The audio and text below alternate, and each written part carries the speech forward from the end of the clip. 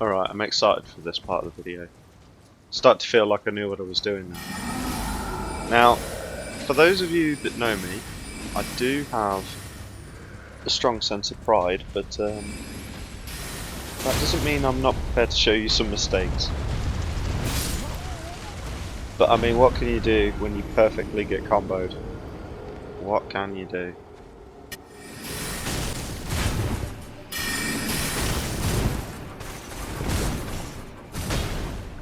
I remember at this point just thinking to myself, why is it no matter where I go, everything is so fucking strong? And a lot of the game, I was just, trying to figure out what the best spells were for the encounter. This is one of the only times where I got good effect out of the carrying greatsword. There was those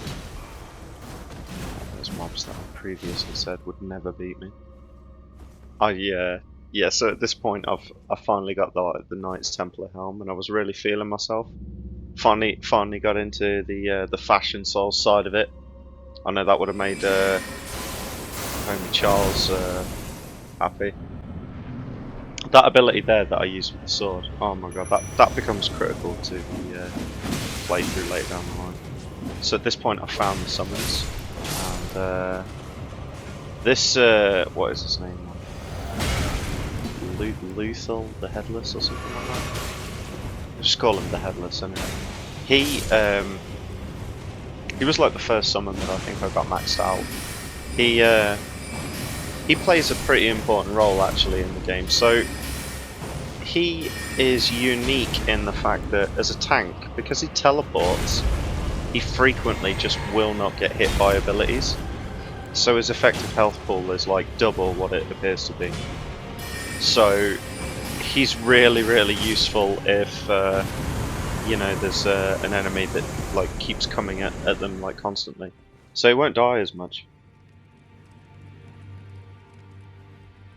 There has got to be some rule 34 of this somewhere on the internet. You are so very warm. Then good day. I don't know what it is about this shit like that in the game yet, but that was really comforting at the time. I think it's just very much reminiscent of the whole, you're in a sanctuary zone, and it was always just comforting talking to an NPC that wasn't trying to kill you for a change. But I remember getting to these, and this being a real fucking struggle. All the way, like, leading all the way down here, it was really hard just to get here. And then not doing any fucking damage to these whatsoever was just like soul destroying.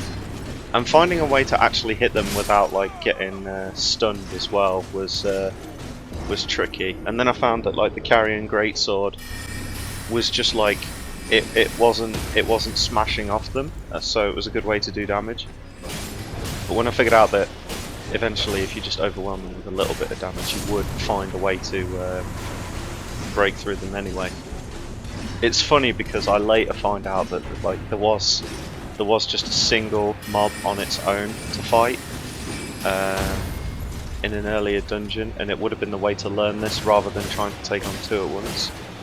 But yeah, this was my first encounter with these, and it was very tough, to be honest. I wish I could say that I had good use for that crystal release, but that was a spell where I had to really work to make it useful. I did try it in several encounters later, but not the greatest effect. So this dragon, I fought this dragon so many times, over and over. I fought it several times with Luke, and it took me until this point to be able to be strong enough to beat it. It turns out it's not actually that like too difficult, but it's got very high magic resistance, especially for this early in the game. And I also found out that you don't actually have to beat it to get the key to get into the academy, but I didn't know that at the time. So, I was just going off what I saw on the map and didn't realise I could have just looted the key and run away. So this is one of the when I started going back to like Limgrave and the earlier areas to make sure I didn't miss anything. Like found bosses like this and just get absolutely battered. and there was obviously a few like it.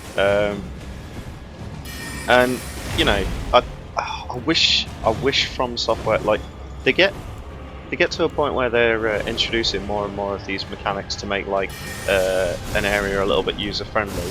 It would be better if they just straight up told us how many dungeons are still left in an area with like unique bosses that have not been defeated, so that we know whether or not we should be moving on.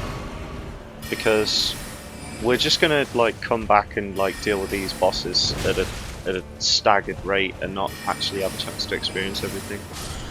And I appreciate the fact that like some people will feel like they'll get a bit over leveled because there's just so much content and they'll end up with so many souls, they'll be too powerful for the later areas. But I want to experience everything in the first playthrough, and I feel like you don't get the opportunity to do that because you don't want to be following a guide telling you where everything is in the first instance. It'd be boring. So this is the first poorly designed boss I think I encountered. I can't remember where I actually fought this. This is like down where those fucking awful chariot things chase you, I think, at the bottom. So there's just I just don't see how you're supposed to predict where you're supposed to be like rolling and stuff with something that's this big. I always feel like whenever From go into a boss fight where something's so large and it's got such a janky attack pattern, it's like, okay, it's clearly got a big enough hitbox for me to hit it, but it doesn't matter what it does in this small space, it's going to hit me, right? And yeah, it's just a little bit of a mess. It also doesn't help the fact that the camera is constantly getting like stuck on the walls and such, but I think possibly this room was designed, what with the roots sort of hanging down, that it's to create an additional level of deception, so you don't know what you're looking at while you're fighting it. It's just not a great mob though, and it's really annoying because you obviously have to fight this a few times. I would really rather have not. I preferred like. Always prefer like the real intimate PvP simulation bosses, like I think like Artorias or Maria, those sorts of encounters where they can be quite hard challenging one-to-one with all of these like real powerful abilities, but ultimately their base kit is like they're just a normal human or something. The big monsters often are very disappointing boss fights. Here you actually get an opportunity to see what stats I'm actually working with at this point. You see I'm very glass cannon. Done quite a lot of content up to this point. So this is possibly one of the times you'll get to see me actually use this bubble in a fight where I'm pretty. I'm not being pressured too much. And the best thing about this is when you get to fully charge these, they do an enormous amount of scaling damage. So if someone is distracting the boss quite well, this is a very, very powerful spell. Like even into the late game.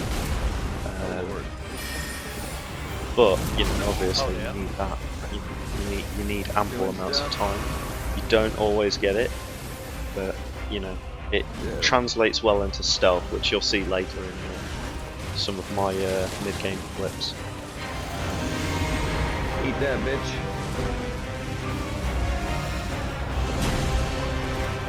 Eat more of it, bitch.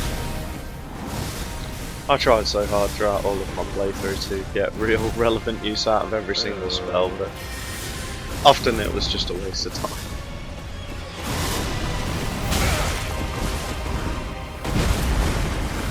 Oh shit.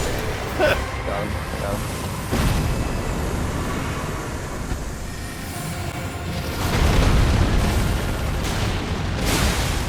Ow. Definitely slashing me. Ow! I heard the dragon one-shot me. Then I killed you, man.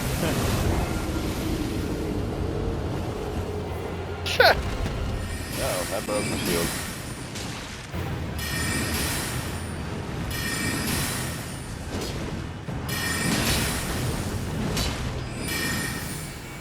I remember thinking to myself, if I can get one of these bubbles to actually just like hit one of these guys, oh my god, they'd just immediately get deleted.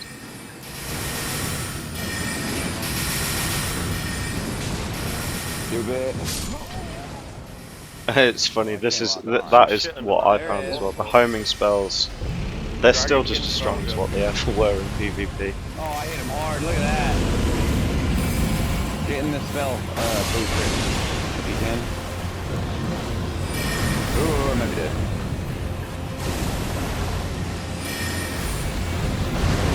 I'm gonna try to get off a cannon. I think this might be the first time that we tried to fight this boss, and from what I remember, Luke kept dying, and Medium damage. on first attempt I nearly kill it on my own. He's so close, but it's just not. He's just not that strong, but he does hit very, very hard.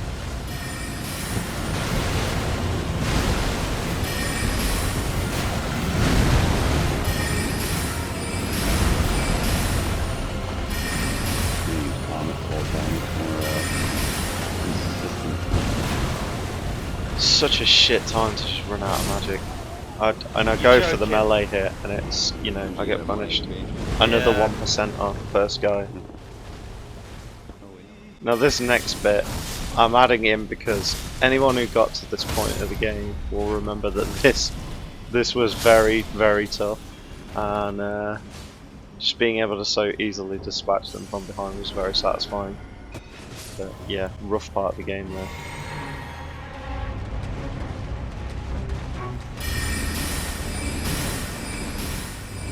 And then contrast to the entire area, like leading up to it, with all of those like horrible harpies and singing bitches. This is just one of those boss fights that repeats a few times and not really that challenging. Certainly not for a mage. At this point, I'm just having a look at the boss room, to be honest, and trying to figure out where I'm going. I think I did die. Yeah. I did die once. Can't remember how I died. I died in some stupid way. But yeah, at first I don't realise that centre pillar is pretty much invulnerable. The second I start to realise that, it's just a case of, okay, can I just tank it around that? The majority of the attacks that he does aren't really that bad, but when he starts doing that charge thing, if you get like stuck on it, it can really put you out of position, and it'll just keep hitting you as well, so you'll just die. Most of these attacks though, it's like, you can see this is a melee centric boss, and like, he's just pure cannon fodder for a ranged attack. There's really minimal danger, these kinds of enemies. It's good that a lot of the like central storyline bosses later down the line have all of these mechanics that very much punish you if you try to just stick to range. Like, I mean, one of the ones that's like really exposed to like ranged attacks as well, something like the fire giant has this like time limit niche where if you just stand still too long, it will just kill you, which is funny because, like I say, is also the most susceptible to the ranged attacks.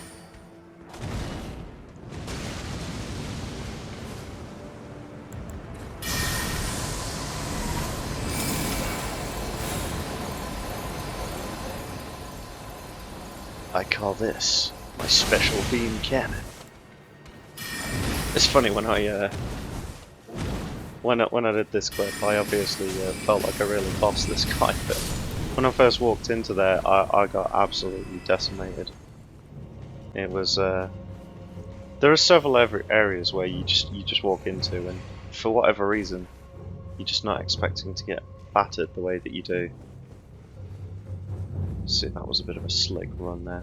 I think I clipped that just purely to show people that you know, there's some of the runs that you can do on the way on into these encounters can be really quite intuitive. I mean, you always see it in the videos, like whenever people are like doing speed runs. But yeah, there was. I never looked at anyone else's guides or anything, so I had to like create my own runs. But I was proud when I figured out a decent line on the way to a boss room. So this fight, standard, get rid of the healer first, and then hopefully the guy with the sword isn't so much of a bastard. You can obviously see at this point my damage is more than enough for what the encounters require, but still so weak.